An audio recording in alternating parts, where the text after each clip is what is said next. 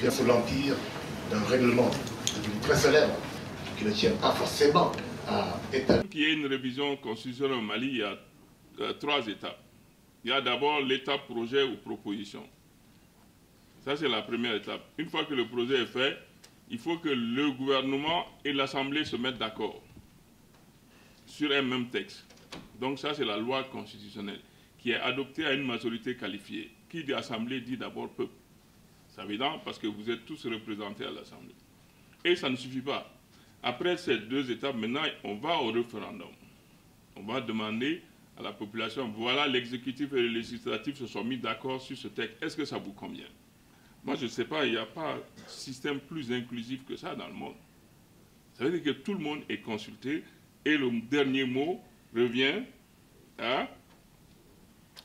au peuple. Le comité va travailler après pour rendre toutes les lois disponibles en projet. De toute façon, le comité ne peut faire que des projets. Donc, nous allons continuer à travailler pour faire ce travail de suivi pour permettre au gouvernement de gagner du temps. Parce qu'en fait, comme notre ennemi principal, c'est quand même le temps. La révision, c'est un travail technique. La réforme aussi, c'est un travail technique. Ce n'est pas un changement de constitution. Ce n'est qu'une adaptation de la constitution aux réalités nouvelles. Il n'y a pas de délai. Il n'y a pas de délai. Mais on nous a dit aussi qu'il faut faire vite. Donc, il y a un délai.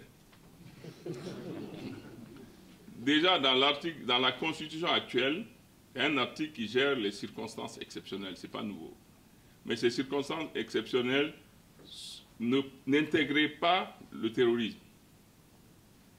Parce que c'était quand les pouvoirs publics sont menacés que le président de la République avait le droit de prendre des mesures exceptionnelles pour protéger les institutions de la République après avoir consulté le président de l'Assemblée et le président du Haut Conseil. On va faire d'abord un premier atelier sur les chefferies traditionnelles, les autorités coutumières. Comment dans les autres pays, on n'invente pas la roue. Il y a des pays qui ont déjà réussi à faire participer ces autorités, ces légitimités traditionnelles dans la charpente institutionnelle. Maintenant, ça ne veut pas dire qu'on va aller à ça, mais on va appeler tout le monde. Toutes les autorités traditionnelles du Mali vont se retrouver à Bamako le 26 de ce mois autour de la question fondamentale. On fait comment? Et comment vous pensez qu'on puisse le faire? Donc, on va le faire. Donc, ensuite, le 27, il y aura un atelier justement dans le monde, comment les gens sont en train de gérer le terrorisme. Tous les jours, il y a des bombes dans certains pays, mais ça n'a pas empêché ces pays-là de venir nous aider ici.